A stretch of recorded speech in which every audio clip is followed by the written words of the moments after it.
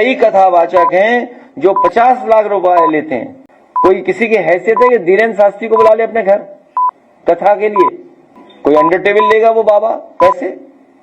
आप पता करवा लीजिए, अंडर टेबल नहीं लेते हैं वो धीरेन्द्र शास्त्री। क्या कथावाचक की पता कितनी कीमत होगी उनकी, फ्री तो नहीं। दोस्तों, मेरी समझ में एक बात नहीं आती कि चाहे कथावाचक हो, एक मौलवी हो या एक प्रीस्ट हो, वो लोग अंडर द टेबल तो छोड़िए, लेकिन ऑफिशियली भी 10 करोड़ क्यों नहीं ले सकते? जब एक फिल्म स्टार 5 या 10 करोड़ चार्ज करता है एड या फिल्म करने के लिए, तब लोग कहते हैं कि वाह क्या ब्रांड वैल्यू है। लेकिन वहीं एक कथावाचक, एक धर्म गुरु कुछ लाख अगर लेता है तो वहां लोग कहते हैं कि धर्म का व्यापार हो रहा है। लेकिन मैं आज पूछना चाहती हूँ कि क्यों नहीं ले सकते? दोस्तों, ये सवाल है कि क्या हम धर्म से जुड़े लोगों के लिए एक अलग स्टैंडर्ड बनाते हैं? हाँ, उन्हें टैक्स में बेनिफिट्स मिलते हैं, लेकिन उनकी संस्थाएं लोगों के लिए क्या क्या करती हैं ये जाने बिना हम कुछ भी कैसे कह सकते हैं? हम धार्मिकों की एक समस्या है जिसको हम ही लोग समझ पाते हैं, दूसरा नहीं समझ सकता। और वो समस्या ये है कि लोग दूर से हमको देखते हैं। कभी हमारे आश्रम में आप आएंगी तो हलवा, पूरी और कचौरी और कई व्यंजन बने दिखाई देंगे, और आप उसको भोजन करके जाएंगे कि ये देखो माल काट रहे हैं। लेकिन किसी दिन हम लोग भूखे भी रहते हैं, किसी दिन सत्तू पी करके ही रह जाते हैं, उसको कोई नहीं देखता है।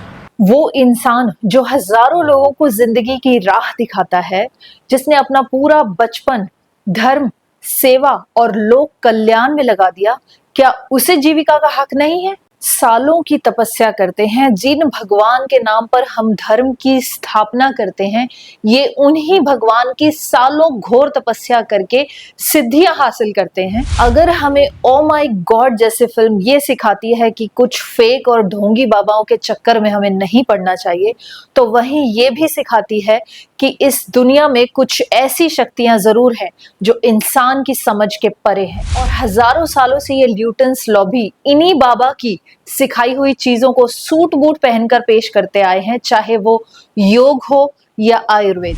अगर हम धीरेन्द्र शास्त्री जी की बात करें तो हम सब ने हजारों बार लाइव टीवी चैनल्स पर यह देखा है कि कैसे उनकी परीक्षा ली जाती है और वो हर परीक्षा में प्रथम आए हैं। दोस्तों, मैं शायद अपने टॉपिक से भटक रही हूँ। मेरा आज का सवाल ये है कि क्यों एक धर्म गुरु एक सेलिब्रिटी से कम पैसे ले? विराट कोहली एक इंस्टाग्राम पोस्ट के करोड़ों चार्ज करते हैं, और करने भी चाहिए। वो इंटरनेशनल स्टेज पे भारत की शान है, भारत रत्न है। शाहरुख खान एक ऐड के करोड़ों चार्ज करते हैं, और करने भी चाहिए। वो एंटरटेनमेंट की दुनिया के बादशाह हैं। दीपिका पादुकोण एक ऐड के करोड़ों चार्ज करती हैं। तो जो व्यक्ति, एक पंडित, एक कथावाचक या एक धर्मगुरु जो लोगों की जिंदगी से अंधकार को हटाते हैं, जो उन्हें धर्म की राह पर लाते हैं, और सबसे बड़ी बात, फ्री स्कूल्स और हॉस्पिटल्स भी चलाते हैं, तो क्या उनका योगदान एक सेलिब्रिटी से कम है? या फिर इसे हम ये कहकर डिबेट करेंगे कि ये तो एक पब्लिक सर्विस है? मैं यहाँ धीरेन्द्र शास्त्री जी का पक्ष नहीं ले रही हूँ। मुझे सिर्फ उस लॉबी से पूछना है कि कौन से कथावाचक की कथाओं के टिकटेड एंटरटेनमेंट इवेंट होते हैं, किस कथा में आइटम नंबर, सेलिब्रिटी रोस्ट या रियलिटी टीवी ड्रामा होता है। इन धर्म गुरुओं की कथा होती है भारतीय सभ्यता का जीवांत पुनर्जन्म। देवकी नंदन ठाकुर जी, रामभद्राचार्य जी, प्रदीप मिश्रा जी, अनिरुद्धाचार्य जी।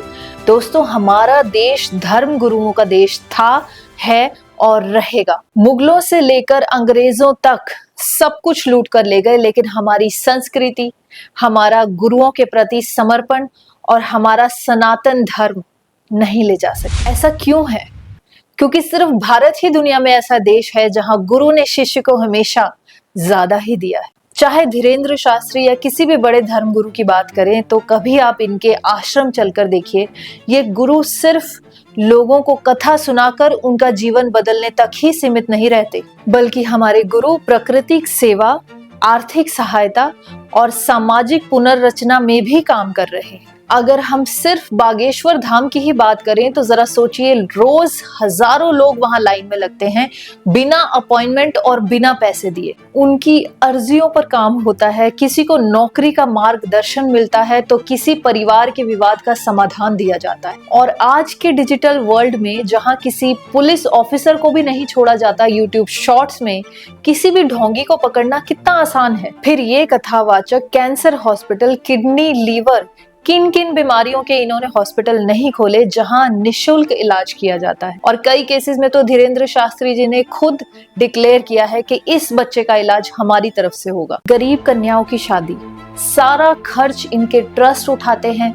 सामान, कपड़े, विवाह समारोह तक सारा योगदान इनके धाम का होता है। किसी से कोई पैसा नहीं लिया जाता, ना दूल्हे से ना दुल्हन से। अगर आप बागेश्वर धाम गए हैं तो वहाँ फ्री भोजन होता है, गांव-गांव से फ्री बस सेवा चलती है कथाओं के लिए, गौ सेवा और वेद पाठशालाएं। दोस्तों, जितना लैपटॉप बटना जरूरी है उतना ही हमें अपने वेदों को जानना भी जरूरी है। वेद पाठशालाएं मतलब जहाँ वेद, उपनिषद, संस्कृति और चरित्र की शिक्षा मिलती है हमारी नई पीढ़ी। कई कथावाचक हैं जो 50 लाख रुपए लेते हैं। और हाँ, अगर आप धीरेन्द्र शास्त्री जी या और किसी भी बड़े गुरु को अफोर्ड नहीं कर सकते तो और भी कथावाचक हैं जो कम में भी कथा करते हैं। जैसे अगर शाहरुख खान 5 करोड़ लेते हैं तो मनोज बाजपेयी, जिमी शेरगिल और नवाजुद्दीन सिद्दीकी भी हैं जो कम पैसों में जबरदस्त काम करते हैं। बहुत सारे लोग यहाँ मुझसे डिसएग्री करेंगे, पर यहाँ मैं उनसे एक सवाल पूछना चाहती हूँ कि क्या आप अपने बच्चे के लिए एंटरटेनमेंट पे ज्यादा खर्च करेंगे या एजुकेशन पे?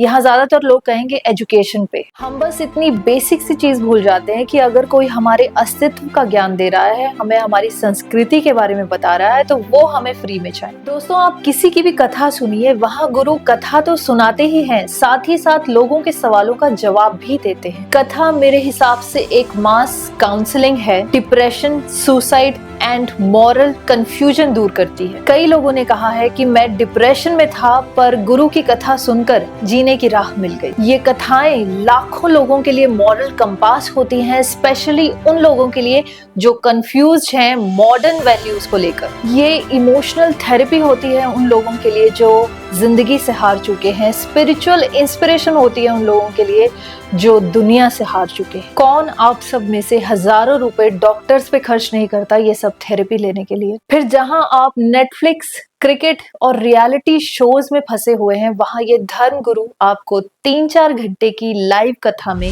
रामायण, महाभारत, वेद पुराण, लोक कल्याण के ज्ञान को बड़े सिंपल तरीके से पेश करते हैं, यानी real study of history, economics, diplomacy and so called science. अगर मैं मॉडर्न डिजिटल वर्ल्ड की मार्केटिंग का कंपैरिजन करूं तो इन गुरुओं के भी इंस्टाग्राम और फेसबुक पर लाखों फॉलोअर्स हैं, यूट्यूब पर करोड़ों व्यूज हैं, पर बस इतना है कि इनसे कोई मार्केटिंग कंपनी कमा नहीं सकती क्योंकि ये सनातन धर्म की आवाज है। तो जब कोई कहता है कि वो पैसे क्यों ले रहे हैं या अंडर द टेबल लेते हैं, तो जरा सोचिए आप अपनी लोकप्रियता बढ़ाने के लिए क्या कह रहे हैं।